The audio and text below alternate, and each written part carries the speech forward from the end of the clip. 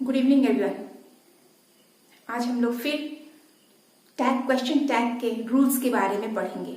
Rules के question tag बनाते समय हम किन किन रूल्स को फॉलो करना पड़ेगा। लेकिन रूल्स जानने से पहले मैं फिर से आपको रिमाइंड करवाना चाहती हूँ कि क्वेश्चन टैग क्या है।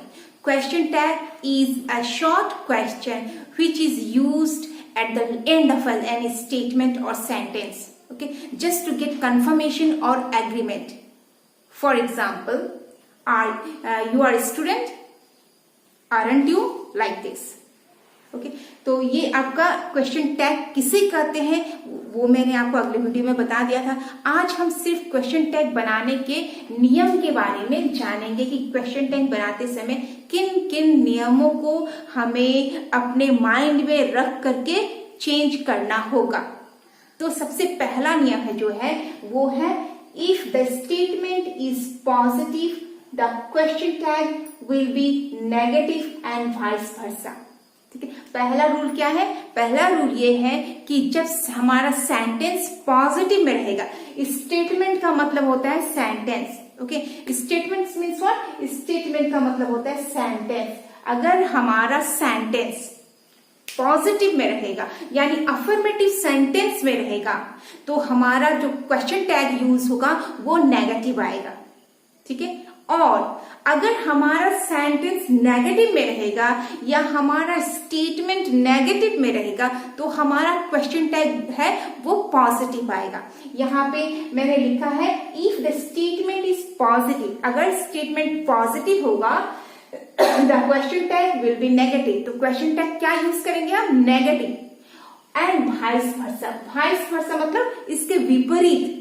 इसके विपरीत मतलब इस सेंटेंस के विपरीत अगर हमारा सेंटेंस नेगेटिव रहेगा तो हम कौन सा क्वेश्चन टैग यूज करेंगे? हमारा क्वेश्चन टैग पॉजिटिव बनेगा। ठीक है, सिंपल। जैसे कि मैं लास्ट वीडियो में आप लोग को बताई थी कि ये इंपॉर्टेंट और फर्स्ट रूल ये है कि जब हमारा सेंटेंस पॉजिटिव में रहेगा तो उसका क्वेश्चन टैग नेगेटिव बनेगा, और जब हमारा सेंटेंस नेगेटिव में रहेगा तो उसका क्वेश्चन टैग पॉजिटिव में बनेगा। तो जैसे कि कुछ एग्जांपल्स मैंने यहाँ दिए हैं, प्लीज आप उस एग्जांपल को देखिए कि पहला एग्जांपल क्या कह रहा है। He is writing a letter. First example में है कि he is writing a letter, वह लेटर लिख रहा है। दैट मीन्स हमारा जो सेंटेंस है वो पॉजिटिव है। तो जब हम इसका बनाएंगे, जब हम इसमें क्वेश्चन टैग यूज करेंगे तो हमें नेगेटिव टैग यूज करना होगा। तो हमारा नेगेटिव क्या है? और इससे पहले मैं और एक बात आपको याद दिलाना चाहूंगी कि क्वेश्चन टैग का जो पैटर्न है, जो स्ट्रक्चर है वो है ऑक्सिलरी वर्ब या modal verb plus subject plus question tag. ठीक है, ये इसका पैटर्न है। तो आज हम उसी पैटर्न को फॉलो करते हुए इसे चेंज करेंगे। He is writing a letter, तो इसे चेंज करते समय हमारा ये क्वेश्चन जो है, सेंटेंस जो है वो पॉजिटिव में है, तो इसे जब हम चेंज करेंगे तो नेगेटिव में हो जाएगा। और हमें क्या लेना है? इज ही लेना है। तो हम यहाँ पे लिखेंगे इजंट ही, इजंट ही, और लास्ट में क्वेश्चन टैग इजंट ही, और लास्ट में हम क्या यूज करेंगे? Question, that is mark of interrogation. ये भी इंपॉर्टेंट चीज है, अगर हम इसे नहीं देंगे तो हमारा दैट मीन्स क्वेश्चन इनकम्प्लीट माना जाएगा। ठीक है, तो क्वेश्चन टैग चेंज करने के बाद हमें ये जो मार्क ऑफ इंटरोगेशन साइन है ये भी देना पड़ेगा।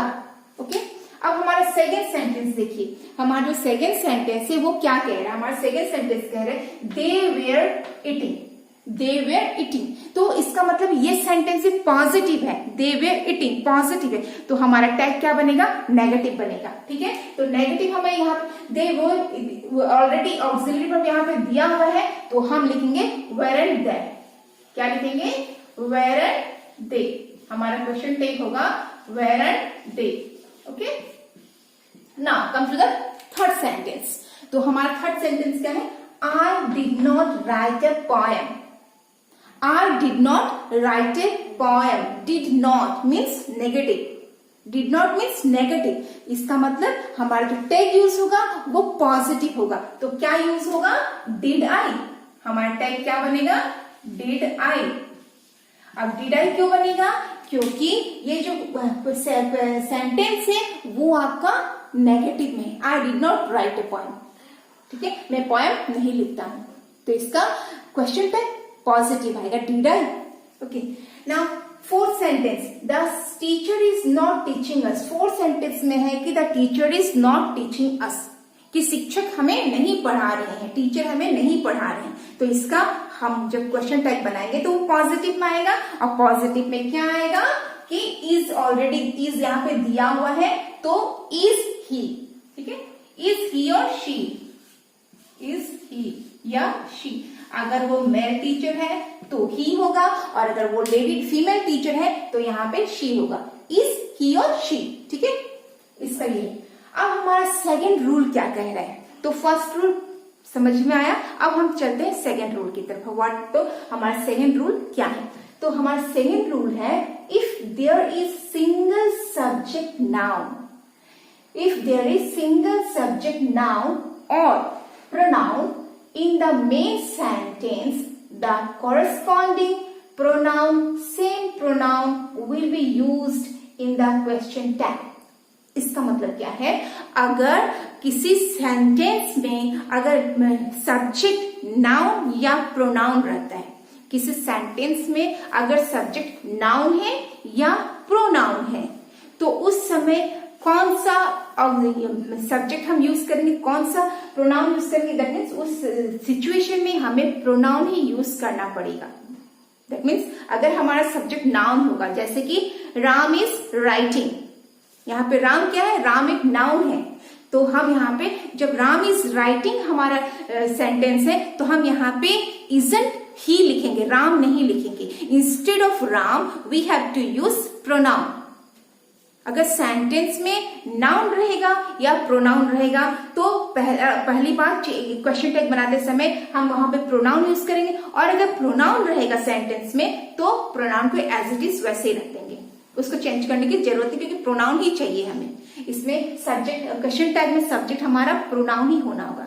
जब क्वेश्चन टैग बनाएंगे तो हमारा जो सब्जेक्ट होगा वो प्रोनाउन होगा, ठीक है। तो इसीलिए नाउन रहेगा तो उसे भी हम प्रोनाउन में कन्वर्ट कर देंगे, ठीक है। एग्जाम्पल दिया गया है, देखिए, the girl sings well, the girl sings well. अब हम इसे बनाएंगे तो यहाँ पे ऑलरेडी सेंटेंस हमारा पॉजिटिव में है तो नेगेटिव में होगा, तो गर्ल सिंग्स है। अब देखिए यहाँ पे सिंग्स है, सिंग्स मतलब इसका मतलब है द गर्ल क्या है, girl third person singular number है, सिंग्स है, सिंग्स मतलब यहाँ पे जो गर्ल जो सब्जेक्ट है वो क्या है, थर्ड पर्सन सिंगुलर नंबर, और थर्ड पर्सन सिंगुलर नंबर के साथ हम वर्ब में एस या ईएस लगाते हैं, ठीक है।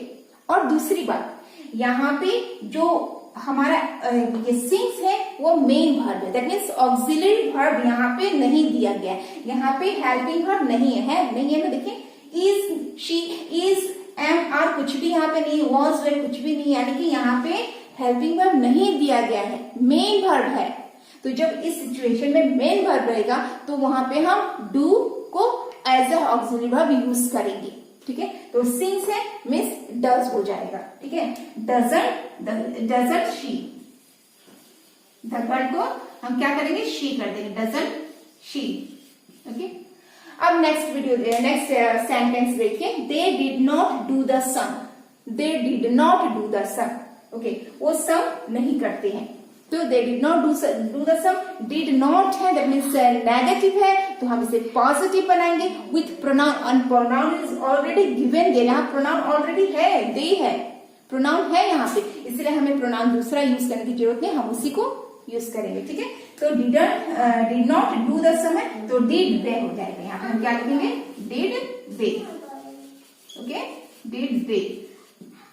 अब देखिए third sentence, Ram is a farmer, यहाँ पे क्या है, Ram is a farmer, Ram ये क्या है, राम एक सब नाउन है, हमारा जो सब्जेक्ट है राम इज ए फार्मर में राम क्या है, नाउन है, तो नाउन की जगह पे हमें अकॉर्डिंग टू दिस रूल क्या यूज करना है, प्रोनाउन यूज करना है, दैट मीन्स राम, तो हमें प्रोनाउन कौन सा यूज करना होगा, ही यूज करना होगा, ठीक है। Ram is a farmer, sentence भी पॉजिटिव है तो हम यहाँ पे लिखेंगे इजंट ही, हम यहाँ पे लिखेंगे इजंट ही, ठीक है। अब हम बढ़ते हैं नेक्स्ट सेंटेंस की तरफ। अब देखिए नेक्स्ट सेंटेंस क्या है, नेक्स्ट सेंटेंस है she is a good dancer, she is a good dancer, okay, pronoun है तो सिंपल कैसे करना है, पॉजिटिव है तो नेगेटिव बना देंगे, ठीक है। इजंट शी, इसका भी होगा इजंट शी, ओके। तो हमारा ये है नाउन और प्रोनाउन अगर हो तो हमें क्या एज ए सब्जेक्ट क्या यूज करना है, प्रोनाउन ही यूज करना है। ठीक है, अब हम नेक्स्ट स्टेटमेंट की तरफ आते हैं। ठीक है, अब हमारा थर्ड नंबर जो रूल है वो क्या है, तो हमारा थर्ड रूल है if the statement starts with nobody, no one, somebody, someone, everybody, everyone as a subject. अगर हमारा सब्जेक्ट, हमारा सेंटेंस स्टार्ट हो रहा है, अगर हमारा स्टेटमेंट स्टार्ट हो रहा है किन किन सब्जेक्ट से, इन सब्जेक्ट से, अगर हमारा सेंटेंस में, हमारा सेंटेंस शुरू कैसे हो रहा है, नोबडी से हो रहा है, नो वन से हो रहा है, समबडी से हो रहा है, समवन से हो रहा है, एवरीबडी से हो रहा है या एवरीवन से हो रहा है, अगर ये nobody, no one, somebody, someone, everybody, everyone हम अगर सब्जेक्ट है तो इस सिचुएशन में हम क्या करेंगे, इस सिचुएशन में हमारा जो सब्जेक्ट होगा, हम जो प्रोनाउन यूज करेंगे वो हमारा दे रहेगा। हम जो प्रोनाउन यूज करेंगे वो क्या रहेगा, दे। ही शी इट नहीं लिखेंगे बल्कि हम यहाँ पे लिखेंगे दे। क्यों दे लिखेंगे, बिकॉज नोबडी, नोबडी मतलब बहुत सारे लोगों में से कोई नहीं। समबडी दैट मीन्स बहुत सारे, दैट मीन्स एक क्लास में बहुत सारे स्टूडेंट से उसमें से कोई एक बच्चा, उसमें से कुछ बच्चे। ओके, एक क्लास है उसमें बहुत सारे बच्चे हैं लेकिन उसमें से कोई बच्चा भी नहीं। ठीक है, एक क्लास है उसमें से जिसमें बहुत सारे बच्चे, उनमें से सारे बच्चे, तो ये सभी क्या हो गए, सभी प्लूरल हो गए, प्लूरल फॉर्म हो गए, तो वहां पे हम दे यूज करेंगे। ओके, तो उस सिचुएशन में हम दे यूज करेंगे एज ए सब्जेक्ट। सब्जेक्ट हम क्या यूज करेंगे, they. For example, nobody lives in this house, nobody lives in this house that means इस घर में मेंबर तो बहुत है लेकिन इस घर में उन सारे मेंबर्स में से कोई भी नहीं रहता। ठीक है, nobody lives in this house, तो यहाँ पे लिव्स है। ठीक है, तो हम यहाँ पे क्या लिखेंगे, लिव्स है, और यहाँ पे नोबडी, नोबडी के साथ हमने लिव्स यूज किया, दैट मीन्स ये लिव के साथ एस लगाई, लेकिन जब हम इसमें दे सब्जेक्ट यूज करेंगे तो हम लिव्स ना लिख करके लीव लिखना होगा। दैट मीन्स हमारे यहाँ पे मेन वर्ब जो है वो लिव्स है, हेल्पिंग वर्ब नहीं, तो हमें एज ए हेल्पिंग वर्ब क्या यूज करना होगा, डू यूज करना होगा। ठीक है, as a helping verb do use, जैसे कि मैंने पिछले एग्जाम्पल में यहाँ मैंने बताया था ना कि ये द गर्ल सिंग्स वेल, यहाँ में सिंग्स मेन वर्ब है, ऑक्सिलरी वर्ब नहीं दिया गया, इसीलिए हमने यहाँ पे डज लिया। ओके, डू वर्ब को यूज किया एज ए हेल्पिंग वर्ब। ठीक है, ठीक उसी प्रकार से हम यहाँ भी वही चीज यूज करेंगे, लीव्स है दैट मीन्स मेन वर्ब है, यहाँ पे ऑक्सिलरी वर्ब या हेल्पिंग वर्ब नहीं दिया गया है, तो हम यहाँ पे डू, हमें यहाँ पे do as a helping verb use करना है। और यहाँ पे लीव्स है दैट मीन्स हमें यहाँ पे डज, नियम से अगर आप देखोगे तो आप सोचोगे ना कि यहाँ पे लीव्स है तो हमें डज यूज करना है, लेकिन नहीं, यहाँ लीव्स है, इसका मतलब ये नहीं कि आप यहाँ पे डज यूज करोगे। क्यों, क्योंकि हमारे सब्जेक्ट है वो क्या है, वो दे आएगा। क्वेश्चन टैग करते समय हमारा सब्जेक्ट दे होगा, तो दे के साथ हम डज यूज नहीं कर सकते। दे प्लूरल फॉर्म है, तो प्लूरल फॉर्म के साथ हमें क्या यूज करना होगा, do. Okay, do they, do they. Now अब हम देखें नेक्स्ट सेंटेंस क्या है। नेक्स्ट सेंटेंस देखिए, एवरीबडी लाइक्स टू प्ले। इसका एक सपोज एक एग्जांपल दे रही हूँ, एक क्लास में बहुत सारे बच्चे हैं और उस क्लास के सारे बच्चे खेलना पसंद करते हैं, और ऑब्वियसली बच्चे खेलना पसंद करते ही हैं क्योंकि खेलना किसका काम है, बच्चों का ही काम है। और अगर बच्चा नहीं खेलेगा तो कौन खेलेगा, हम बूढ़े तो खेलेंगे नहीं। ठीक है, तो हर एक बच्चा, संसार में कोई भी ऐसा बच्चा नहीं होगा जो जिसे खेल पसंद नहीं, जिसे स्पोर्ट्स पसंद नहीं, गेम पसंद नहीं। वो स्पोर्ट्स किसी भी प्रकार का, दौड़ना, खेलना, दौड़ना हो, कूदना हो, जंप करना हो, या ये कबड्डी, मतलब सो मेनी स्पोर्ट्स और games are there and even children they love to play, children love to play any game. जब भी इनको खाली टाइम मिला वो खेलना शुरू कर देते हैं। इनका एक बहुत ही इंपॉर्टेंट हॉबी ही कर सकते हैं। ठीक है, और अगर हम किसी बच्चे से पूछेंगे तो मैं क्या करना पसंद है, तो सबसे पहले यही बोलेंगे खेलना।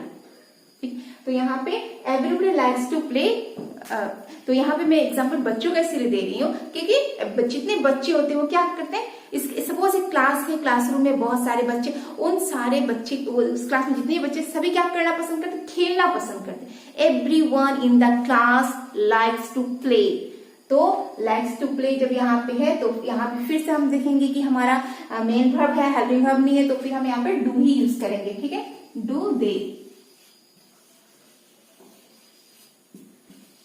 अब नेक्स्ट देखिए, somebody need to take part in games।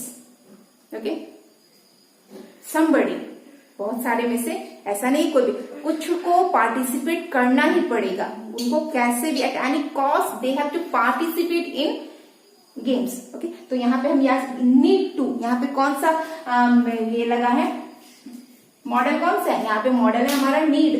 ठीक है, नीड होने, मॉडल नीड है तो भी हमें वही फॉर्मूला अडॉप्ट करना होगा कि needed they, needed they, need not है तो नीडड दे।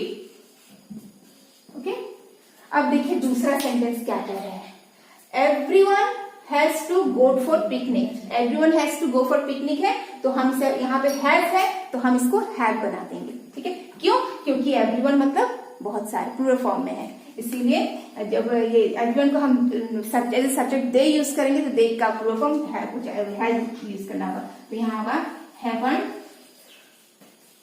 दे। ठीक है, अब देखिए नंबर 4 रूल क्या कह रहा है, sorry left, no one will go out of the class. इन सारे में से कोई भी क्लास के बाहर नहीं जाएगा, तो हम नहीं जाएगा तो इसमें हमें विल मॉडल दिया ही है। ठीक है, तो हम यहाँ पे लिखेंगे नो वन, और एक चीज यहाँ पे नोट करने वाली है कि नो वन है, नो वन मतलब, ठीक है, कोई भी मीन्स यहाँ नो वन अपने आप में ही एक नेगेटिव सेंट है, नेगेटिव है ना, तो हम यहाँ पे लिखेंगे विल दे।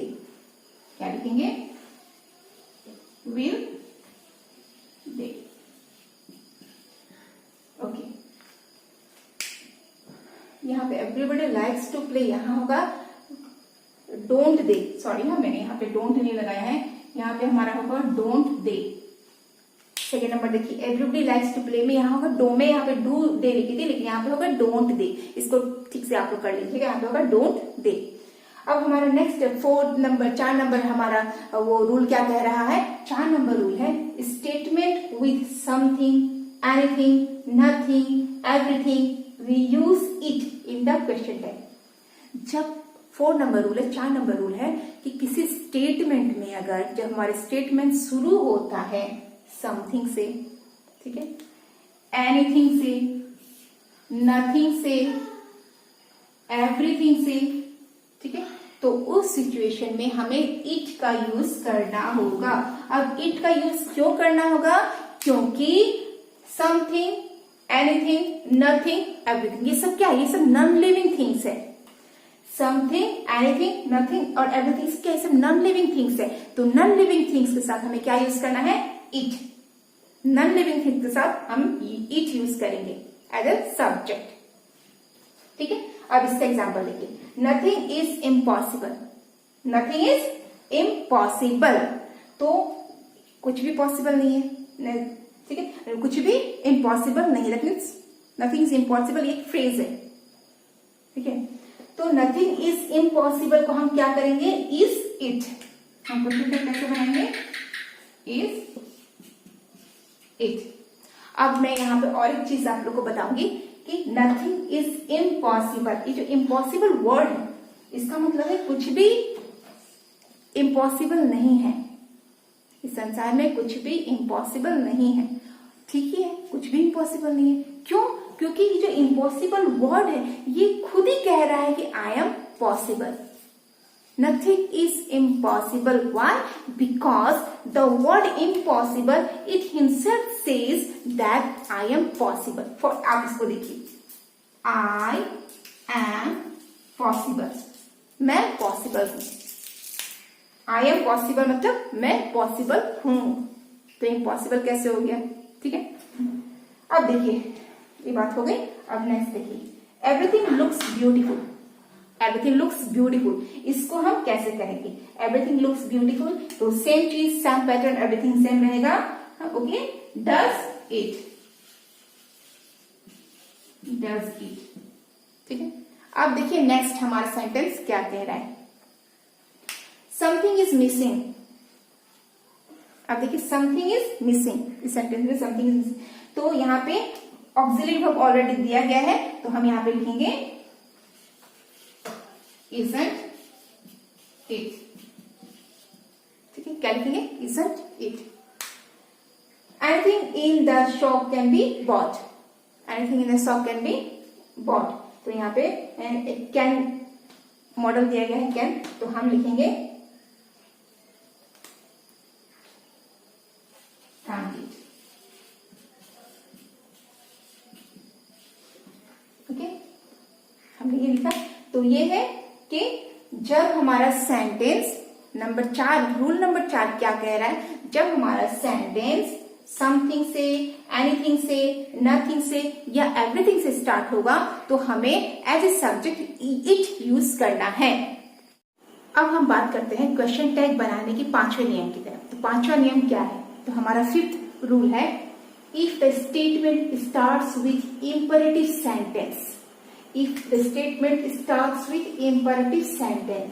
अब इंपेरेटिव का मतलब है जो सेंटेंस हमें पता चले कि वो सेंटेंस हमें ऑर्डर दे रहा है, एडवाइस दे रहा है या रिक्वेस्ट कर रहा है, उस तरह के सेंटेंस को हम इंपेरेटिव टाइप ऑफ सेंटेंस कहते हैं। जिस ऑर्डर से, जिस सेंटेंस से ऑर्डर का, रिक्वेस्ट का या सजेशन का या एडवाइस का बोध होता है, उस तरह के सेंटेंस को इंपेरेटिव टाइप ऑफ सेंटेंस कहते हैं।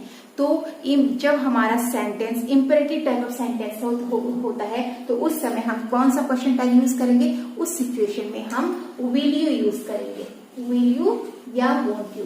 इंपेरेटिव टाइप ऑफ सेंटेंस में हम विल यू यूज करेंगे या वोंट यू यूज करेंगे। ठीक है, हम कौन सा टैग, क्वेश्चन टैग यूज करेंगे? विल यू और वोंट यू। तो हमारा पहला एग्जाम्पल देखिए, kindly do me a favour. कृपया मेरे ऊपर एक उपकार कीजिए।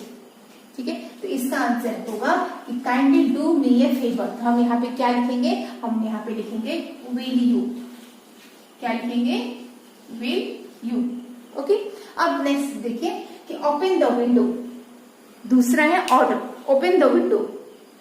ओपन द विंडो, तो यहाँ पे भी हमारा क्वेश्चन टैग यूज होगा will you, will you. Okay, now third one sentence है कि टेक अ सीट। जैसे हम किसी, हमारे घर में जब कोई आता है तो हम रिक्वेस्ट करके बोलते हैं, ऑफिस में हम रिक्वेस्ट करके बोलते हैं प्लीज टेक अ सीट। तो यहाँ पे भी हम कौन सा क्वेश्चन टैग यूज करेंगे? हम यहाँ पे will you question tag use करेंगे, विल यू। ओके, अब देखिए हमारे नेक्स्ट रूल की तरफ। हमारा जो 6th नंबर रूल है वो क्या कह रहा है? हमारा 6th नंबर रूल है when our statement starts with there. जब हमारा सेंटेंस देयर से शुरू होगा, जब हमारा सेंटेंस देयर से शुरू होगा, जैसे कि there are cows, okay, there are so many students. Okay, तो उस समय में हम देयर को देयर ही रखेंगे। जो हमारा क्वेश्चन टैग यूज होगा, उस क्वेश्चन टैग बनाते समय हम देयर को वैसे ही के वैसे ही रखेंगे। हम स्टार्ट देयर से ही करेंगे। ठीक है, उसके बाद उसको चेंज नहीं करेंगे। देयर को हम इट में या नाउन प्रोनाउन इस तरह से हम उसमें कोई भी चेंजेस नहीं करेंगे। Just our there will be as it is there. ठीक है, for example there are 10 boys in the class. There are 10 boys in the class. There are 10 boys in the class. तो यहाँ पे हम क्या करेंगे? There are 10 boys in the class, तो हम इसको आरंट देयर, हमारा हो जाएगा आरंट देयर। हम देयर इस सब्जेक्ट को चेंज नहीं करेंगे। देयर जो सब्जेक्ट है हमारा, ठीक है, इसे हम चेंज नहीं करेंगे। ये आरंट देयर रहेगा, वो वैसे का वैसे रहेगा। अब दूसरा सेंटेंस देखिए, इसमें दूसरा सेंटेंस है कि there is no tea in the cup. There is no tea in the cup. तो इसका आंसर ही होगा, ऑलरेडी नो है, दैट मीन सेंटेंस नेगेटिव में है कि वहां पे कप में टी नहीं है, तो ये नेगेटिव सेंटेंस है, तो हम इसको पॉजिटिव में बनाएंगे, लेकिन हम देयर ही रखेंगे। ठीक है, तो इसका लिखेंगे इज देयर। क्या लिखेंगे? Is there. ठीक है, अब नेक्स्ट देखिए, नेक्स्ट क्या है? There is little hope for success. There is little hope for success. तो there is little hope for success मतलब सक्सेस की, सफलता की बहुत कम उम्मीद है। दैट मीन्स बहुत ही कम उम्मीद है। ठीक है, ना के बराबर उम्मीद है। तो इसका हम क्या करेंगे, देयर को तो वैसे ही हमें रखना है, तो होगा कि इज देयर। अब इज देयर क्यों लिखेंगे इसके बारे में भी मैं बताती हूँ। इज देयर, अब देखिए मैंने यहाँ पे इज देयर क्यों लिखा, यहाँ पे तो लिटिल है ना, ये जो वर्ड है लिटिल है, लिटिल है, लिटिल है, there is little hope for the success, there is little hope for the success. तो मैंने यहाँ पे नेगेटिव क्यों नहीं बनाया, मैंने इज देयर क्यों लिखा, बिकॉज लिटिल, ये जो है लिटिल का मतलब ना होता है। लिटिल और फ्यू, लिटिल और फ्यू ऐसे वर्ड्स होते हैं जिनका मतलब हम ना में रखते, ना नेगेटिव संकेत देते हैं, इसीलिए इन दोनों के साथ हम जब भी टैग बनाएंगे वो पॉजिटिव बनेगा। लिटिल और फ्यू मतलब ये नेगेटिव एक्सप्रेशन शो कर रहे हैं, ये दोनों ही वर्ड्स नेगेटिव एक्सप्रेशन शो कर रहे हैं, ना के बराबर, इसीलिए इनके साथ हम जो टैग लगाएंगे वो पॉजिटिव लगाएंगे। ठीक है, इसीलिए मैंने यहाँ पे there is little hope for success, तो यहाँ पे मैंने नॉट यूज नहीं किया, नॉट यूज नहीं किया है क्योंकि ऑलरेडी नो है, ऑलरेडी यहाँ पे नो है, ये नेगेटिव इंडिकेट कर रहा है, इसीलिए मैंने यहाँ इज देयर लगाया। ओके, अब देखिए there is nothing wrong, there is nothing wrong, same चीज नथिंग रॉन्ग है, इसको भी पॉजिटिव ही करेंगे, इज देयर। अब हमारा नेक्स्ट रूल क्या है, जब हमारे स्टेटमेंट दिस और दैट से शुरू होते हैं, जब हमारे स्टेटमेंट 7 नंबर रूल देखिए, if the statement begins with this that, if the statement begins with this और that, THI is this, THI that, this और दैट से शुरू होता है, तो हम क्या यूज करते हैं, क्वेश्चन टैग यूज करते समय हम क्या यूज करेंगे, इट।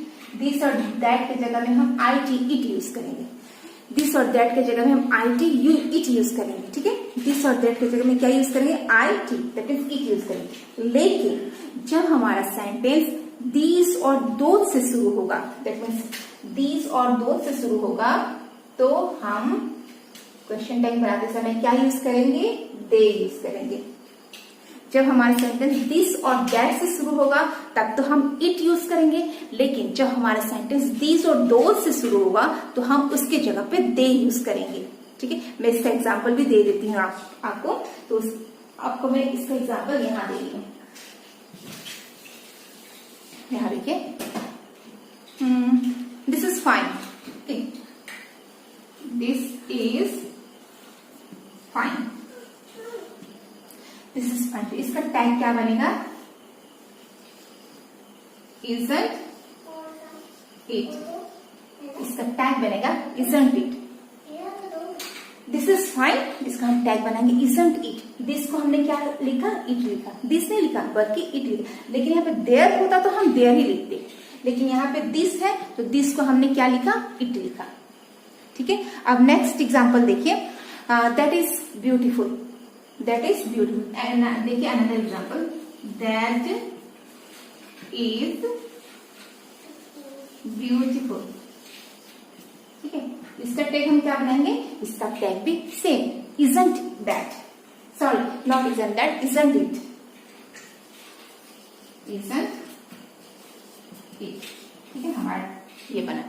लेकिन अब जब सेंटेंस हमारा दीज और दोज से शुरू होगा तो हम क्या बनाएंगे। ठीक है, जब हमारा सेंटेंस दीज और दोज से शुरू होगा, तो और एक एग्जांपल मैं दे रही हूँ दीज का, these are wonderful, these are wonderful.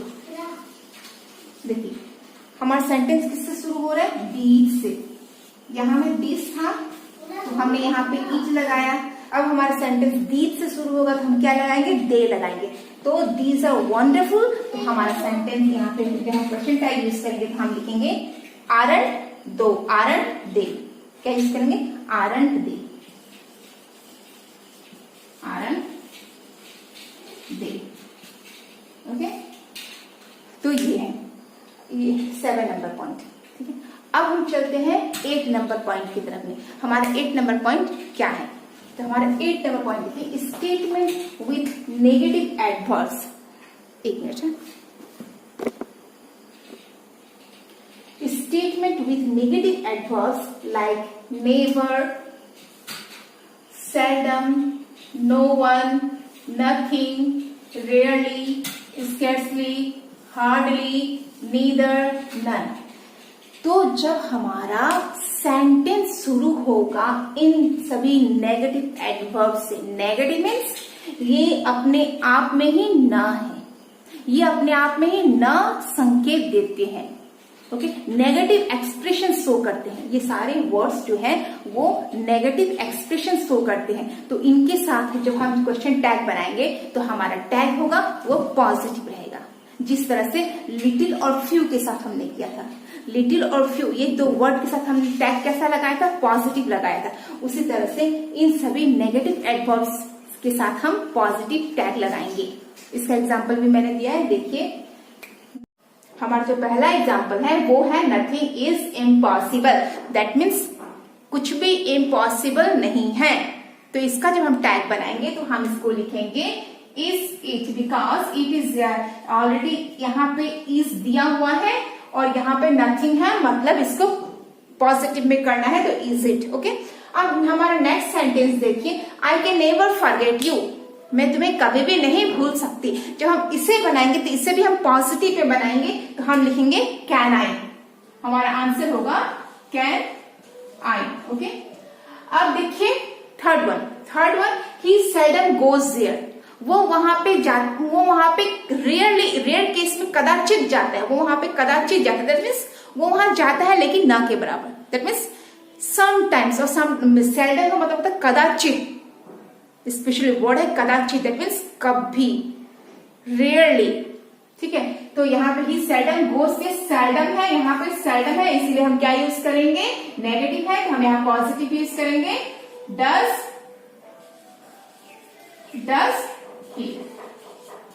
ठीक है, अब देखिए हमारा next rule. What is the next rule? Okay, our next rule is statement which begins with let's or let us, we use shall be. कुछ words जो let से शुरू होता है या लेटस से शुरू होता है, तो उस तरह के वर्ड्स के साथ, उस तरह के सेंटेंस के साथ जब हम क्वेश्चन टैग बनाते हैं तो वो हमारा, हम उसे शैल बी से स्टार्ट करेंगे। इसमें सेंटेंस के बाद में, ऑक्सिलरी के बाद में हम शैल बी लिखेंगे। ठीक है, तो जैसे कि let us go home, let's means, let's मतलब होता है परमिशन, अलाउ करना, परमिशन देना। ठीक है, तो परमिट कर देना कि हाँ चलो या करो। ठीक है, तो यहाँ पे देखिए लेट अस गो होम, तो आओ हम लोग घर चलते हैं, आओ हम लोग घर चलते हैं, तो इसका होगा लेट अस गो होम है। तो जब हम इसको क्वेश्चन टैग बनाएंगे तो वो हो जाएगा शैल बी, वो हो जाएगा हमारा शैल बी, क्योंकि हमारा जो ये स्टार्ट किससे हुआ है, लेट अस से हुआ है।